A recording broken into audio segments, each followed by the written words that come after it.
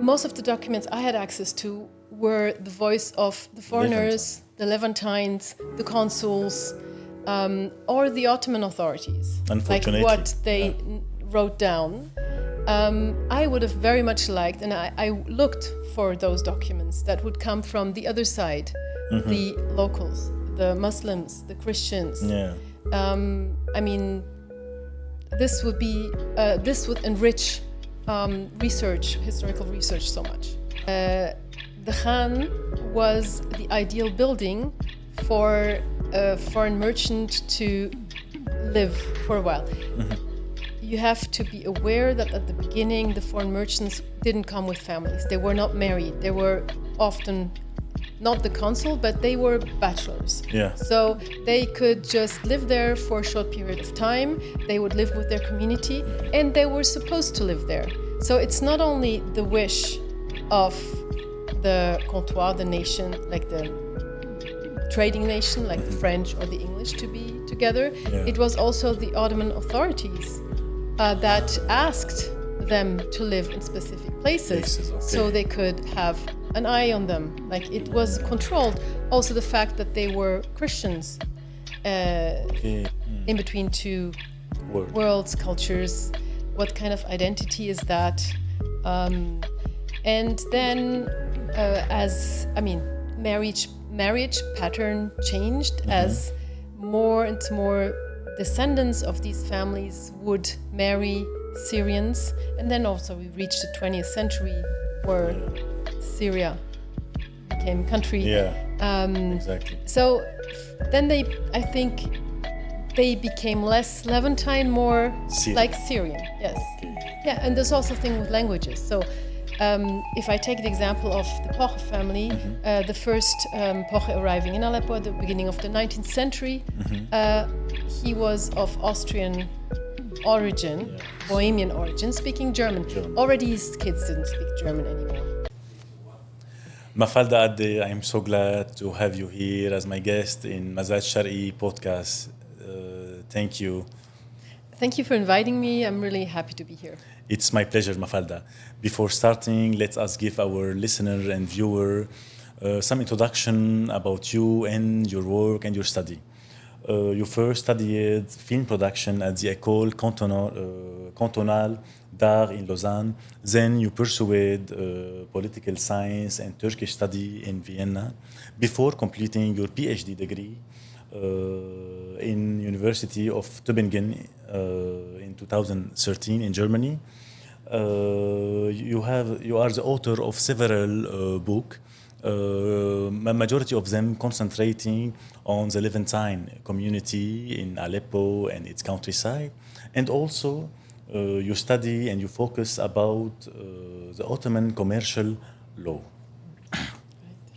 So, as a beginning, Mafalda, I would like to know from you how and why you choose to focus on the Levantine community and the trading company in Aleppo. And what initially drew you to this family or this topic?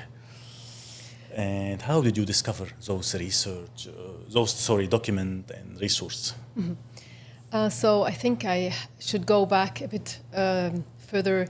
When I was studying Turkish studies, I was also taking classes in Ottoman studies, and I had to prepare for a language exam because they were asking very intensive language knowledges in Persian and Arabic too. So I had to learn Arabic and do this exam, and in order to prepare my exam, I spent some time in Antakya.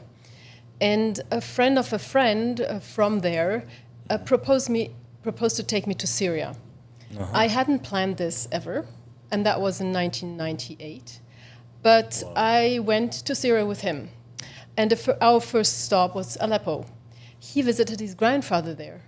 And it was sort of the first time I was confronted with the fact that there was this region that used to be one between southeastern Turkey and northern Syria.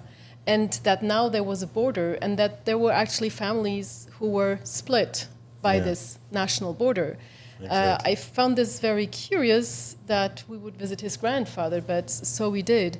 And then we continued to Damascus, and there I saw foreigners learning Arabic there, and I just thought that that was something I would like to do, to be in this country and to learn Arabic, because everything that I would see would intrigue me and interest me, and I just noticed what a rich history Syria has. So when I finished my MA in Vienna, I came across this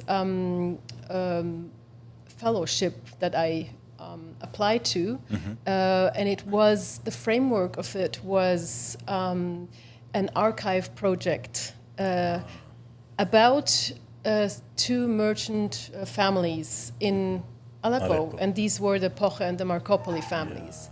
So I applied to it, and probably also some kind of coincidentally, because of my knowledge of several languages, I was accepted to study then a community, people who were also, one of their features is, several languages, the background of several cultures, the Levantines.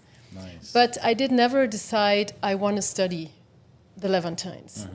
I was just within this project, and I got to this archive where I had to do, I was doing some inventory work and slowly getting to find a topic that would interest me for a PhD.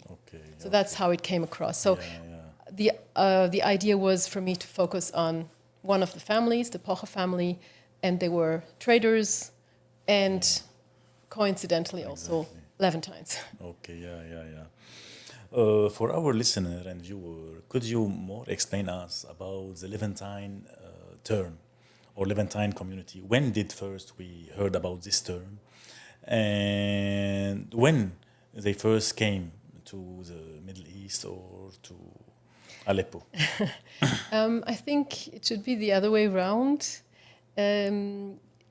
First of all, the term Levantine is not endogenous, it's exogenous.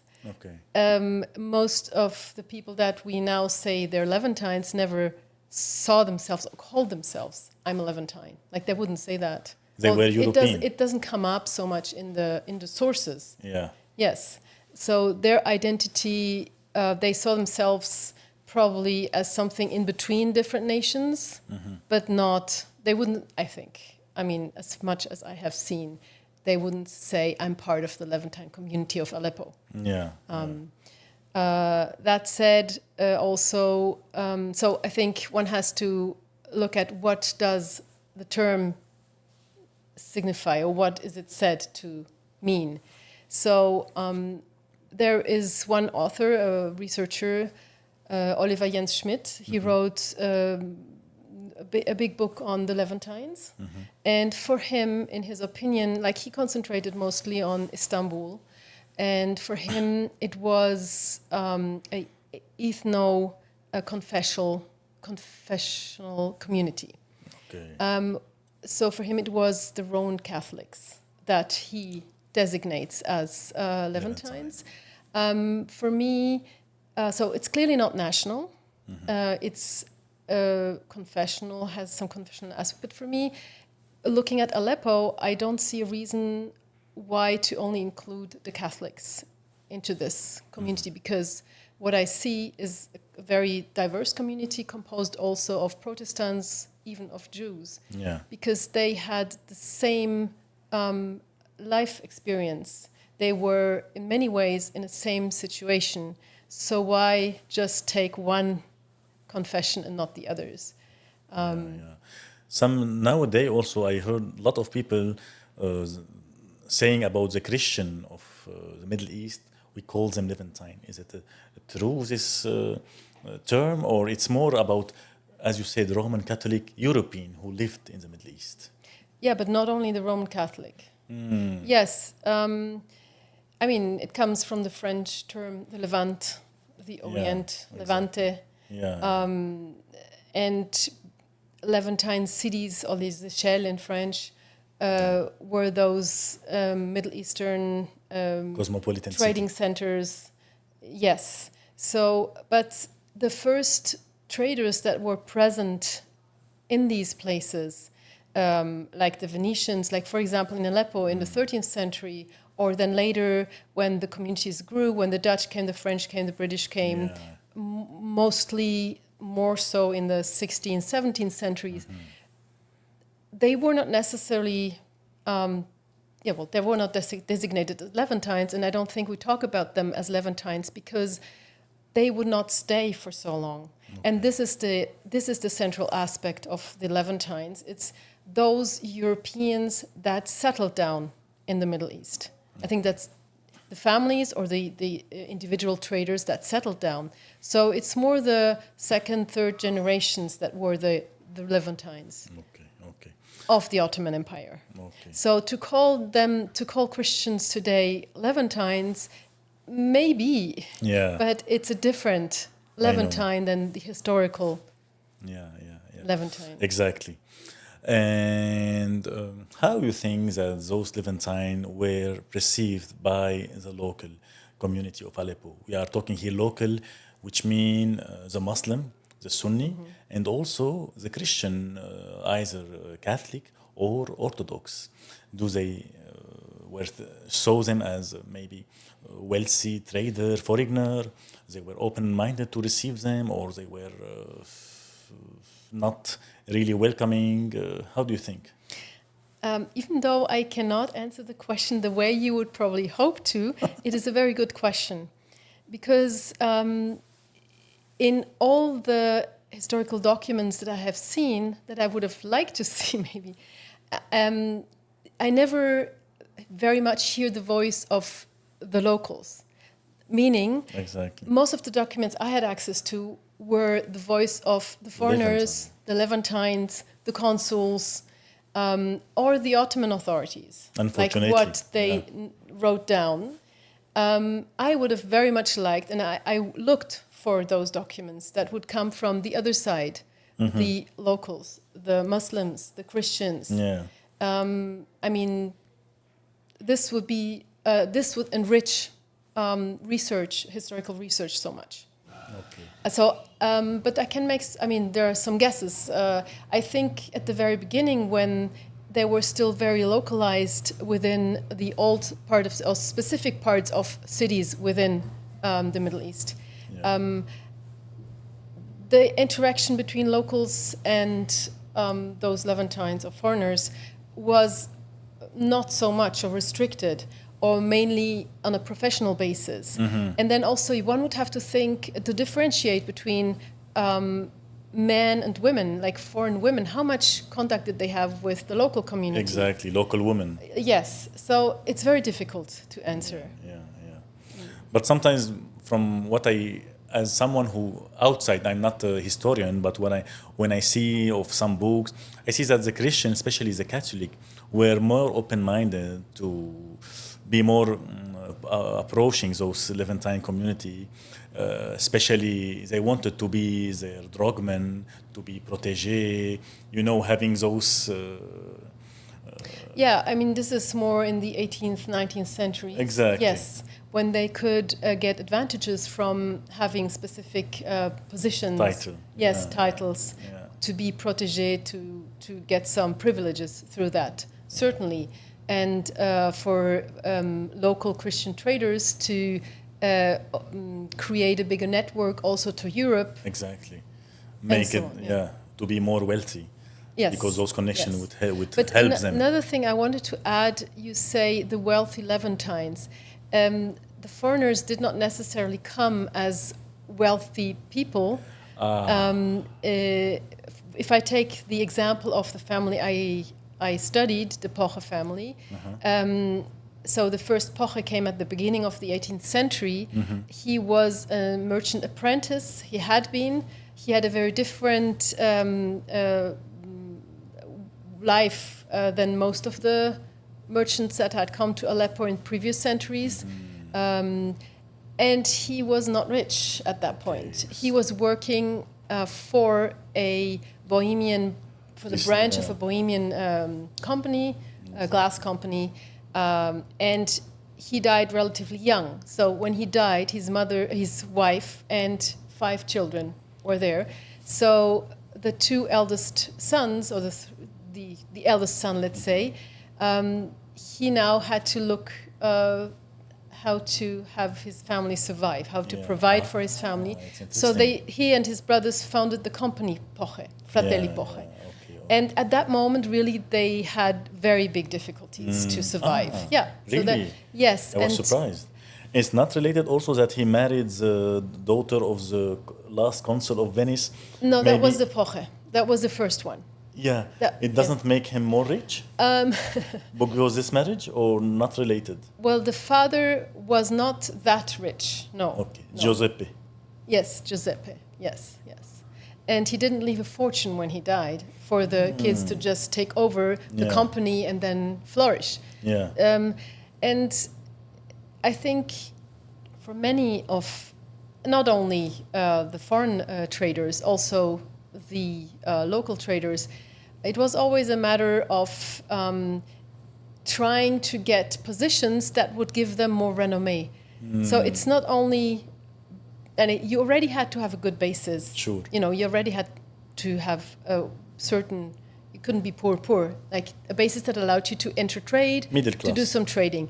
And then, in order to go a step further, to get some recognition through a position, that would certainly help. Connection. So this is what many traders, foreign traders, for example, or the Levantines, would try to do, to get a position as honorary consul of this or that nation.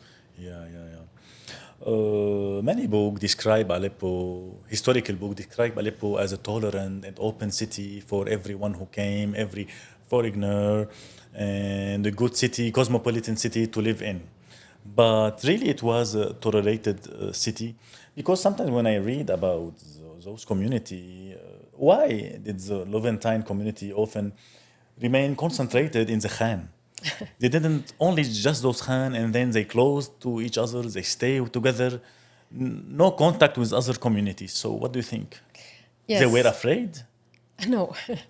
I mean, if you look back in history, the Khan was the ideal building for a foreign merchant to live for a while. Mm-hmm.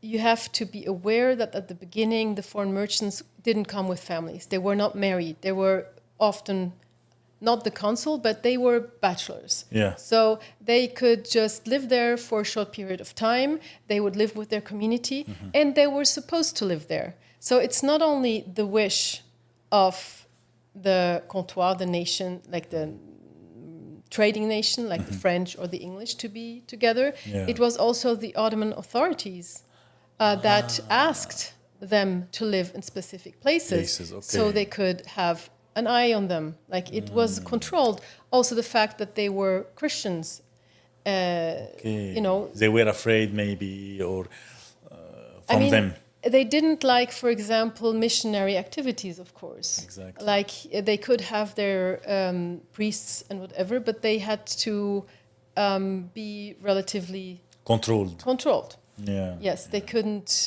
openly have their missionary activity. Yeah. So it wasn't that they chose to be isolated. It was just a fact that, for one, it is a structure for commerce. That's where commerce took place in the Khans. They would live upstairs. The commercial companies, local ones, foreign ones, were downstairs. And but then that would spread. So if you take the example of Aleppo, the first ones were the Venetians. As I said, they used to live a little bit outside in the southwest somewhere of Aleppo, but then they moved into the city to a Khan al-Banadika. It is said it's said. And then others that came they were sent to the Khan al-Gumruk. Later on, the French moved out of this as a colonie des Français. They moved to the Khan al-Hibal. And then at that point, the Khan al-Gumruk became the Khan of the English. And there's a Khan called Khan al-Flamank, that at some point it was called. Yeah. So they had each nation their Khan, but then when the traders when it changed from trading colony to trading families. Exactly. When they settled down, then families would move out, but they would still. The Khan was an ideal place to live. They could change the interior space architecturally. Yeah. They decorated it in their ways. European style. Interesting. Yes. What was the impact of Levantines on Aleppo trade? And do they have any golden age in Aleppo? And I think your study was focusing on specific period. Yes. So, Aleppo is said to have flourished after, especially after the incorporation in the Ottoman Empire. Why? Because it became more central. The location of Aleppo became more central within the domestic, the regional, and the international trade. On the Silk Road. So we have the silk trade from Iran passing through Aleppo, etc. And then came a kind of a decline when the Iranian silk production wasn't as strong anymore, and the route changed. Smyrna became important, and the Syrian silk trade became more towards the south. So things changed. Okay. But the real reason, there was a different kind of flourishing in the beginning of the 19th century, or in the 19th century for the foreign traders when they started to get more involved in the regional trade or domestic trade. When they looked out for opportunities to directly trade because they had settled down, they had become accustomed to where they lived, learned languages. They could now they didn't have to pass only by middlemen as they had in the previous centuries. They could directly trade. They could create a whole network in the immediate region. So that was a different kind of trade in the 19th century. More important?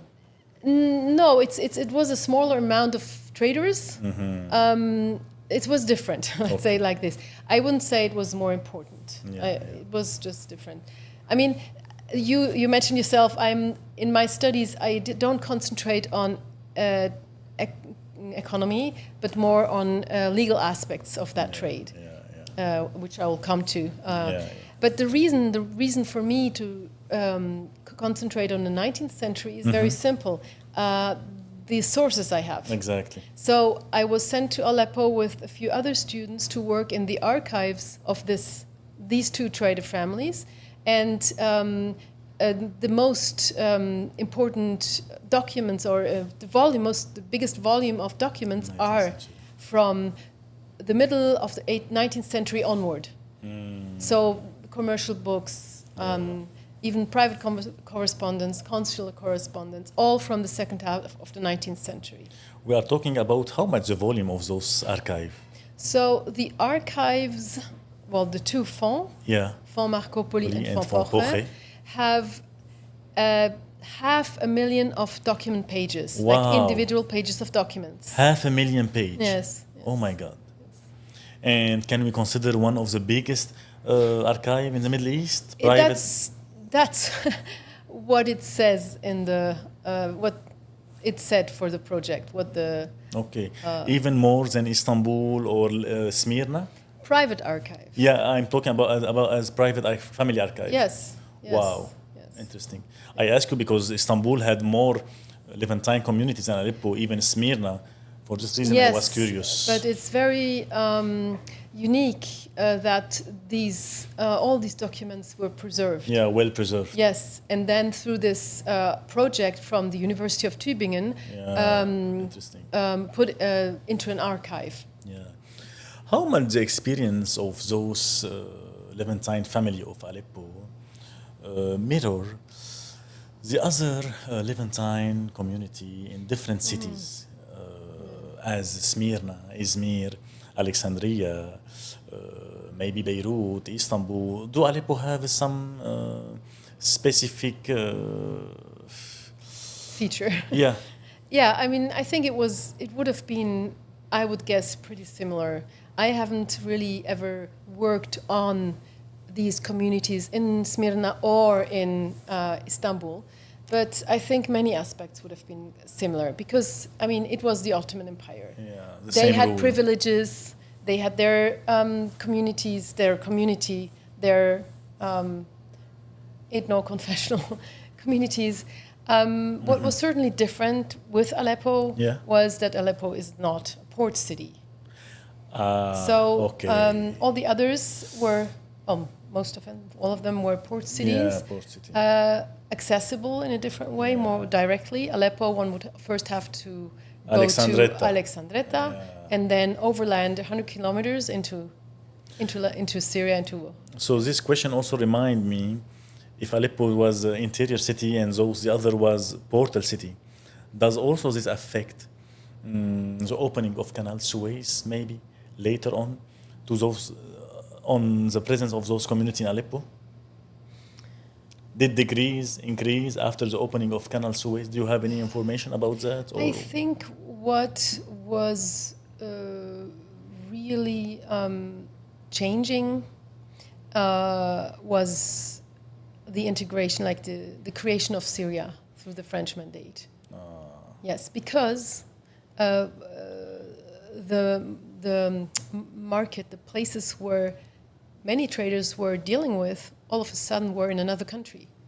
So like the hinterland of Aleppo was cut off. Okay. Yes.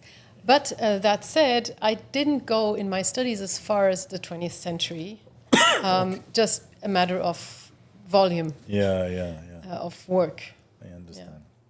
Yeah. And in your work, you explore how the Levantine trader established a route in Aleppo over a generation. Mm-hmm. We are talking here about maybe a decade and more than many decades, 100 years and more.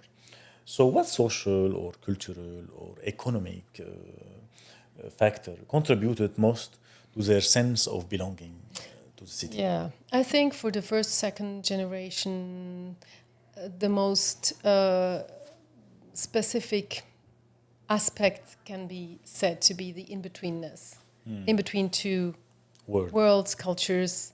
What kind of identity is that? And then,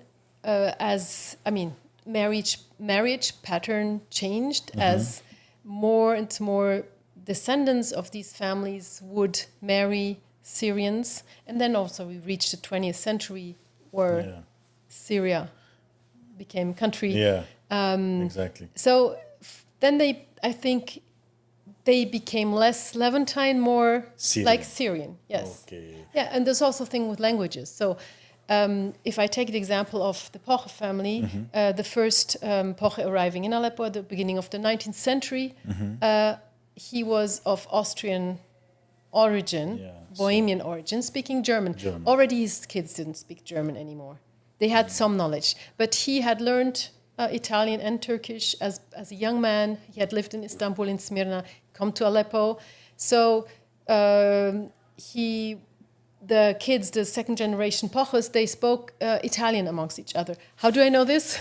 Because I see the letters they wrote to each other in Italian. Yes, then I see, they knew French because most of their commercial correspondence with foreigners is in French or consular correspondence. Exactly. So I can say for sure they knew English, French, Arabic, and some Turkish, Ottoman. How much they really knew, I don't know, but I know that they knew these languages. From the letter, Yes, so for them, of course, it was of interest to keep the connections with Europe because for their work and commerce, that was necessary and good. They wanted to keep the access to the nationalities, to privileges. On the other side, of course, and then I get back to the question, how is Aleppo different from other Levantine cities? The fact that Aleppo was inland made it somewhat more isolated for those foreigners than other cities. So what was there to do in Aleppo if one couldn't as easily reach other places? Many of and this is an important aspect of assimilation, some foreigners like the Poches, they got interested in Syria, Aleppo and the region's past in history.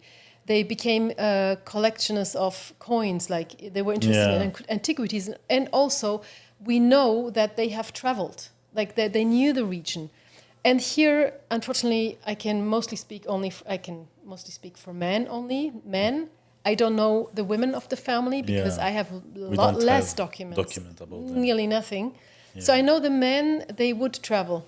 You know, one of the Pochos at the age of 21, he traveled by himself to Urfa to do some wool business, which in the end didn't work out, but he went there by himself, which was at that time a journey of several days. Okay. And Guillaume apparently is said to have known the region of Aleppo and around better than any map could have shown. Like he knew the places. What also added to this knowledge is that the Pochos, as other Levantine families, companies or traders, they bought, at the end of the 19th century, they bought rural properties to engage in agricultural enterprises. Economy. Yes. Yeah. So this creates connection. Like if you have to deal with the land, with the local, and you travel, you know the land. It's it's.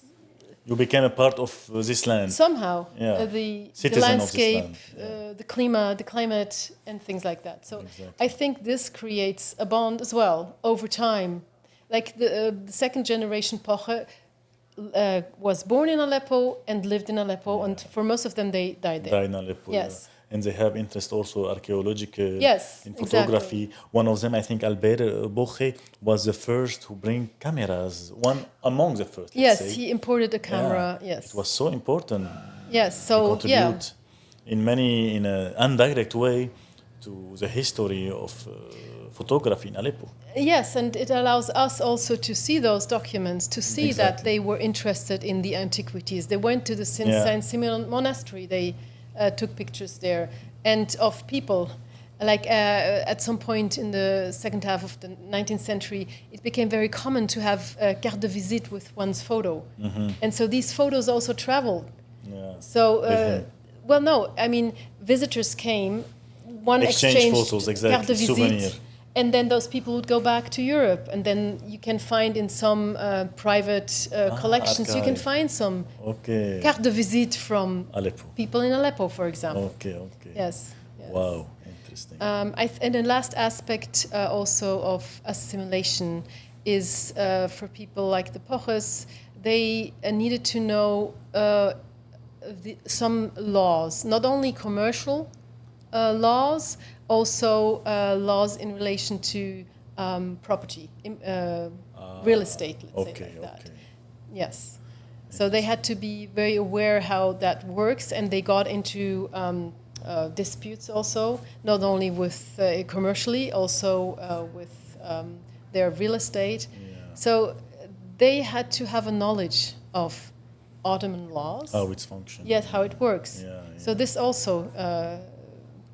and also about that, I know stories that they say after the earthquake of Aleppo, I'm not sure if it's true, one of the Markopolis family decided to buy the Khan al-Shuni because it was in a very bad way.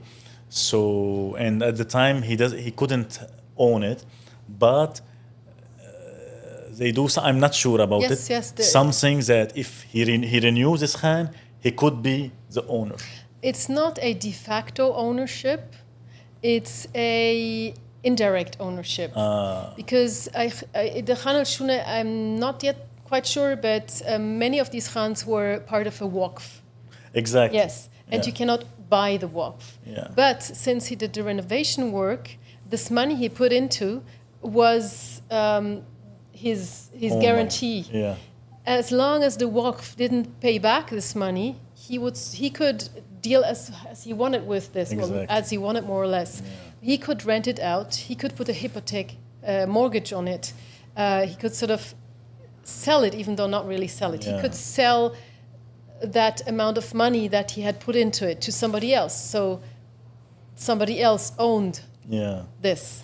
Yeah. And also I remember a British documentary during the 40s on Aleppo.